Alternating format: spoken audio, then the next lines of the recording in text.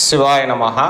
முப்போதும் திருமேனி தீண்டும் ஆதிசைவர்கள் குலத்தில் சுந்தரமூர்த்தி சுவாமிகளினுடைய வழி தோன்றல் திருவான்மியூர் அடியார்க்கு அடியன் சந்தோஷ் திருமேனி சிவாச்சாரியார் 2025 பிப்ரவரி மாதம் தமிழ் குரோதி வருடம் தை மாசி மாசம் கிரக நிலைகள். ரிஷபத்தில் குரு வக்ரம், மிதுனத்தில் செவ்வாய் வக்ரம், கன்னியில் கேது, மகரத்தில் சூரியன் புதன், கும்பத்தில் சனி, மீனத்தில் சுக்கிரன் ராகு.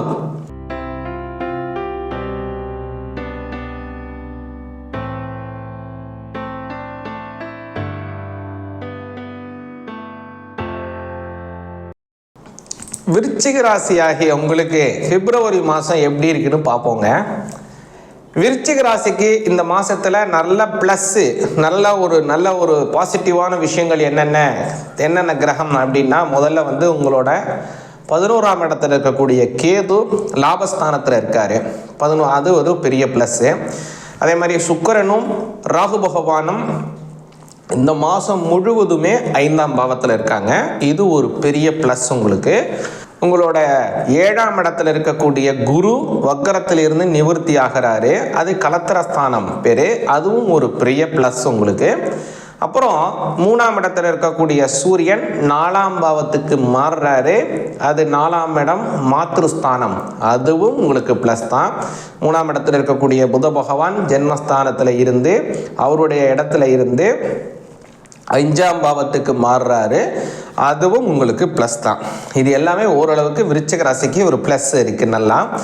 இப்போது எதுலெல்லாம் நீங்கள் கவனமாக இருக்கணும், எதெல்லாம் கொஞ்சம் ரொம்ப இது பண்ணி நிதானமாக இருக்க வேண்டிய சூழ்நிலைகளை உருவாக்கக்கூடிய கிரகம் இந்த மாதத்தில் பார்த்தீங்கன்னா அர்த்தாஷ்டம சனி. அது உங்களுக்கு ஏற்கனவே தெரியும். அர்த்தாஷ்டமத்தில் தான் சனி இருக்கார். அதில் ரொம்ப கவனமாக இருக்கணும்.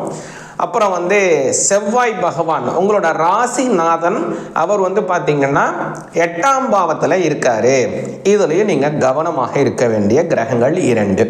சரி, முதல்ல ப்ளஸ் கிரகங்கள்னால என்னென்ன விஷயங்கள் நன்மை அப்படிங்கிறத பார்ப்போம் தெளிவாக. முதல்ல உங்களோட 11ஆம் இடத்துல இருக்கக்கூடிய கேது இருக்கார் இல்லைங்களா. இதனால் வெளியூர் போகணும், அல்லது வெளிநாடுகள் போய் சம்பாத்தியம் பண்ணணும், அல்லது நான் வெளிநாட்டிலேயே இருக்கேன், எனக்கு இங்கேயே இன்னொரு இடம் அபிவிருத்தி செய்து கொள்ளணும், இப்படிலாம் நினைக்கக்கூடிய விருச்சிக ராசிக்காரங்களாக இருந்தீங்க அப்படின்னா அதற்கு உண்டான மாதிரியே சூழ்நிலைகள் உருவாகும். வெளிநாடு போகிறதுக்கு வாய்ப்புகள் உருவாகும். இல்லை பாஸ்போர்ட்டில் ஏதோ பிரச்சனை இருக்குது, இல்லை விசா கிடைக்கிறதுல தாமதம் ஆகிட்டே இருக்குது, 2-3 தடவை ரிஜெக்ட் ஆகிடுச்சு, அடுத்த தடவை ட்ரை பண்ணலாமான்னு நினச்சிட்டு இருந்தீங்கன்னா இப்போ நீங்கள் ட்ரை பண்ணிங்கன்னா கண்டிப்பாக கிடைக்கும். இது உங்களுக்கு ஒரு பெரிய ப்ளஸ். இந்த மாதத்தில் ஒரு வெளிநாடு செல்லுவதற்கு சாதகமான விஷயங்கள் உருவாகுது. அப்புறம் 5ஆம் இடத்துல இருக்கக்கூடிய ராகு, குழந்தைகளால் உங்களுக்கு அதிகமான செலவுகள் ஏற்பட்டுக்கிட்டே இருக்கு, அல்லது குழந்தைகளுக்குன்னு ஏதோ ஒரு வயிற்று கோளாறு, திரும்பிய சொல்கிறேனே கட் பண்ணி போடுங்க. குழந்தைகளுக்கு அப்படின்னு ஆரோக்கியமின்மை பிரச்சனையினால் செலவுகள் ஏற்படுறது, இல்லது அவங்க படிப்பில் சரியான கவனம் செலுத்தாமல் இருக்கிறது உங்களுக்கு மன வருத்தத்தை தர்றது. இப்படி ஏதாவது உங்களுக்கு குழந்தைகள்னால் உங்களுக்கு ஏதாவது மனசுக்கு பிரச்சனை வந்து கொண்டு இருந்தால் அந்த பிரச்சனைகள் நிவர்த்தியாகும். 5ஆம் இடத்தில் இருக்கக்கூடிய ராகு சுக்கிரனுடன் சேர்க்க இருக்கிறதுனால உங்களுக்கு உங்களோட குழந்தைகள் சம்பந்தப்பட்ட விஷயத்தில் நல்ல மன திருப்தி, அவங்களுடைய வளர்ச்சி உங்களுக்கு மனசுக்கு நல்ல சந்தோஷத்தை தரும்.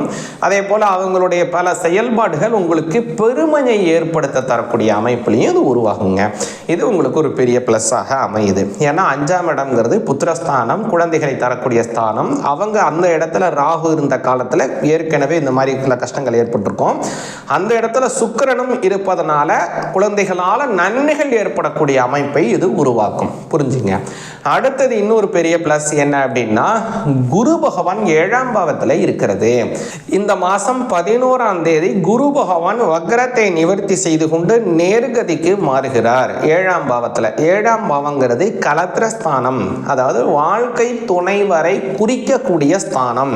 இதில் நல்லா கவனிச்சிங்கன்னா ஒரு பரிவர்த்தனா யோகத்தை நீங்கள் புரிஞ்சுக்க முடியும். 5ஆம் அதிபதி 7ஆம் இடத்துல, 7ஆம் அதிபதி 5ஆம் இடத்துல, ரெண்டும் பரிவர்த்தனை செய்யறதுனால என்ன நன்மை அப்படின்னு பார்த்தீங்க அப்படின்னா, ரொம்ப நாளாக கல்யாணம் ஆகாமல் இருக்கக்கூடிய விருச்சிக ராசிக்காரங்க, அல்லது ஏற்கனவே கல்யாணம் ஆயிடுச்சுங்க, எங்களுக்குள்ள பரஸ்பரம் ஒத்து போகலை, எங்களுக்குள்ள அடிக்கடி சண்டைகள் சச்சரவுகள் ஏற்பட்டு கொண்டே இருக்கு இப்படின்னு சொல்லக்கூடிய விருச்சிக ராசிக்காரங்க, அல்லது நாங்கள் கல்யாணம் ஆகி நான் வேலைக்காக ஒரு இடத்துல பிரிஞ்சு இருக்கேன், அவங்க ஒரு இடத்துல பிரிஞ்சு இருக்காங்க இப்படின்னு சொல்லக்கூடிய விருச்சிக ராசிக்காரங்க, வேறு ஏதாவது வழியில் கல்யாணமே நடக்காமல் தள்ளி போயிட்டு இருக்கு, அல்லது ஏற்கனவே ஒரு கல்யாணம் ஆகி நான் அதுலேருந்து விடுபட்டு வெளியில் வந்துட்டேன், அடுத்து எனக்கு ஒரு கல்யாணம் நடக்கணும்னு நினைக்கக்கூடிய விருச்சிக ராசிக்காரங்க, எப்படியான ஒரு நீங்கள் இருந்தாலும் சரி, உங்களுக்கு சாதகமான வாழ்க்கை துணைவர் சம்பந்தப்பட்ட விஷயத்தில் உங்களுக்கு நன்மை தரக்கூடிய அமைப்பில் தான் இந்த பரிவர்த்தனா யோகம் வேலை செய்யும்.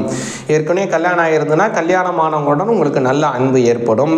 இன்னொரு கல்யாணம் நடக்கணும், ஏற்கனவே கல்யாணத்துலேருந்து விடுதலை பெற்றவராக இருந்தீங்கன்னா அடுத்த கல்யாணம் நல்லபடியாக நடக்கும். அல்லது 2 பேரும் பிரிஞ்சு இருக்கீங்கன்னா மறுபடியும் ஒன்று சேருவீங்க. இல்லை கல்யாணமே ஆகாமல் இருக்கு, உங்களுக்கு கல்யாணத்துக்கு பார்த்துட்டு இருக்காங்கன்னா கல்யாண வரன் கைகூடும். இப்படின்னு இந்த மாதம் பல நன்மைகள் தரக்கூடிய அமைப்பை ஏற்படுத்துது. ரொம்ப கவனமாக இருக்க வேண்டியது முக்கியமாக சொன்ன இல்லைங்களா, செவ்வாய் பகவான் அப்படிங்கிறவர் அஷ்டமஸ்தானத்தில் மறைஞ்சிருக்கார், உங்களோட ராசிநாதனே மறைஞ்சிட்டார் இல்லையா.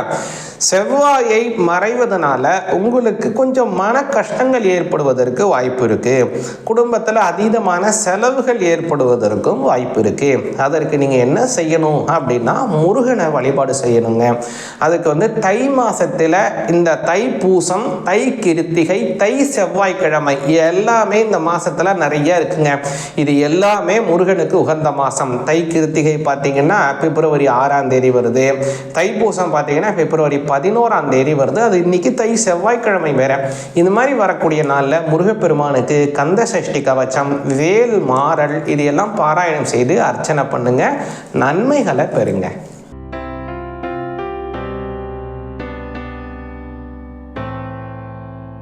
வாக்கிய முறைப்படியான பஞ்சாங்கம் சரியா, திருக்கணித முறைப்படியான பஞ்சாங்கம் சரியா, இது ஒரு $1 மில்லியன் கேள்வி. இது இப்போ ஒரு குறிப்பாக சொல்லணும் அப்படின்னா, இந்த வருடம் மார்ச் மாதம் சனி பெயர்ச்சி திருக்கணித முறைப்படி நடக்குது. வாக்கிய முறைப்படி பார்த்தீங்க அப்படின்னா 2026 அடுத்த வருஷம் மார்ச் மாதம் சனி பெயர்ச்சி நடக்குது. சற்றேறக்குறைய 1 வருஷம் கேப்பு. இது திருக்கணித முறைப்படி சனி போயிட்டார், வாக்கிய முறைப்படி சனி போகலை, அடுத்த வருஷம் தான் போகிறார். இப்போ என்னங்க இது, ஒரு ஜாதகங்கிறதே ரொம்ப ஒரு கஷ்டத்தில் இருக்கும். இந்த ஜாதகத்தை பார்த்தா நன்மை வரும்ன்ட்டு வரும், ஆனால் அந்த ஜாதகத்திலே ஒரு குளறுபடியாக இருக்க, எதை நாங்கள் நம்புறது, எதை நாங்கள் அனுஷ்டிக்கிறது அப்படிங்கிற ஒரு சந்தேகம் மக்களுக்கு வரும் இல்லையா. இப்போ அந்த வாக்கியம் திருக்கணிதம் இதில் எது சிறப்பு அப்படின்னு முதல்ல நம்ம பார்ப்போம். முதல்ல திருக் அப்படின்னா என்ன, திருக்கணிதம் அப்படிங்கிறது பார்வையை வைக்கிறது. ஒரு நம்ம பார்க்கறதுக்கு அது எப்படி இருக்கோ அதை வைத்து எடுத்துக்கிறது திருக்கு, அதனால தான் அதற்கு திருக்கணிதம் அப்படின்னு பேர். வாக்கியம் அப்படிங்கிறது ஒரு வாக்கிய முறை, அதாவது முன்னோர்களினுடைய விஷயங்கள் எல்லாம் ஓலைச்சுவடியிலே வாக்கியமாக எழுதி அதை வைத்து சஞ்சாரத்தை கணக்கிடுவது வாக்கிய முறைப்படிங்க. இப்போ இதில் உங்களுக்கு முதல்ல உடனே மண்டையில் அடிக்கிற மாதிரி எதுங்க சிறப்பு அப்படின்னு சொல்லிட்டா அஸ்ட்ரானமிக்கல் ஃபினாமினல் அப்படின்னு சொல்லுவாங்க. அதை எது உறுதிப்படுத்தி சொல்லுகிறதோ அதுதான் சிறப்பு, அதுதான் உண்மை இல்லையா. அப்போ திருக்கணித முறைப்படி கணனம் செய்யும் போது, அதாவது கணக்கு போடுறாங்க இல்லைங்களா, அந்த கணக்கு போட்டு கண்டுபிடிக்கிறாங்க, கிரகணத்தை கண்டுபிடிக்கிறாங்க. அதுல படி சரியாக அதே துளி மணி நிமிஷத்துக்கு சரியா கிரகணம் ஆரம்பிக்குது, கிரகணம் முடியுது இல்லையா. அப்போ வாக்கிய முறைப்படியான விஷயம் சரி, திருக்கணித முறைப்படி கணக்கு பண்றாங்க, அதுலயும் சரியா தானங்க வருது, அப்ப அதுவும் சரிதானே அப்படிங்கிற அடுத்த கேள்வி திருக்கணித முறைப்படியும் கணக்கு பண்றாங்க, அதை வச்சு டிகிரி வைஸ் கணக்கு பண்ணி போடுறாங்க, அதுவும் சரி, ஓகே. இப்போ இது ரெண்டுல எது சிறப்பு அப்படிங்கிற அடுத்த கேள்வி உங்களுக்கு வந்துடும். வாக்கியம் அப்படிங்கிறதுல என்ன ஒரு பெரிய சிறப்பு அப்படின்னா, நம்மளுடைய தென் பாரதம், அதாவது நம்மளுடைய தமிழ்நாடு, கர்நாடகம், அதே போல கேரளா, ஆந்திர பிரதேஷ், இந்த மாதிரியான இடத்துல மட்டும்தான் இந்த வாக்கிய பஞ்சாங்கம் அப்படிங்கிறது புழக்கத்தில் இருக்குது. இது அல்லாமல் வேற எல்லா விதமான அதர் பார்ட் ஆஃப் இந்தியாவில் பார்த்தீங்க அப்படின்னா இந்த வாக்கிய பஞ்சாங்கம் ஒவ்வொரு நாடுகளையும் இருந்தது, ஆனால் வழக்கத்தில் இருந்து ஒழிந்து விட்டது. நம்ம ஊர்ல மட்டும் ஏன் இப்படி இருக்கு அப்படின்னா, இன்றைய காலம் கூட அந்த வாக்கிய முறைப்படி தான் அந்தந்த கோவில்களிலே அனுஷ்டானத்தை செய்து கொண்டிருக்கிறோம். இப்ப கோவில்னு வந்துட்டோம்னா வாக்கியம்தான், வாக்கியத்திற்கு மாறு கிடையவே கிடையாது. உங்களுடைய பிறப்பு, உங்களுடைய ஜனன ஜாதகம் வாக்கியப்படி இந்த நட்சத்திரம் வரும், திருக்கணித முறைப்படி பார்த்தா வேற நட்சத்திரம் வரும், வாக்கிய முறைப்படி பார்த்தா இந்த ராசி, திருக்கணித முறைப்படி பார்த்தா ராசி மாறுது. இதுல எதை கடைபிடிக்கணும் அப்படிங்கிறது உங்களுடைய குலதெய்வ கோவில்.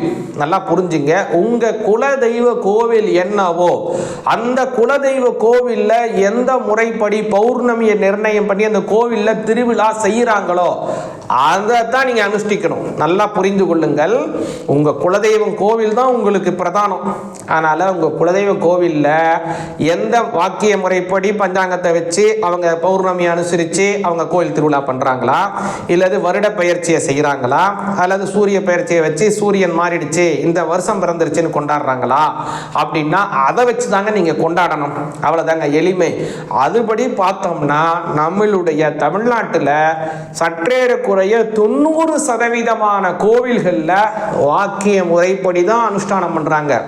ஆதீனங்களினுடைய கோவில்கள், அதே போல ஹெச்ஆர்என்சிக்கு சம்பந்தப்பட்ட எல்லா கோவில்களிலும், அதே போல பாண்டிச்சேரி அரசாங்கத்துக்கு பாத்தியப்பட்ட திருநள்ளாறு கோவில், மணக்குள விநாயகர் போன்ற எல்லா விதமான கோவில்கள்லையும், அதாவது திருநள்ளாறுங்கிறது சனி பகவானுக்கு உண்டான பிரத்யேகமான இடம், அது மாதிரி இருக்கக்கூடிய எல்லா கோவில்களிலும் வாக்கிய முறைப்படி தான் அனுஷ்டானம் செய்கிறாங்க. அதனால வாக்கிய முறைப்படியான பஞ்சாங்கத்தை படித்தான் நான் பலன்களை அனுசரிப்பது நமக்கும் நல்லது, நம்ம குடும்பத்தாருக்கும் நல்லது, நம்மளுடைய சந்ததிகளுக்கும் நல்லது. சிவாய நமஹ.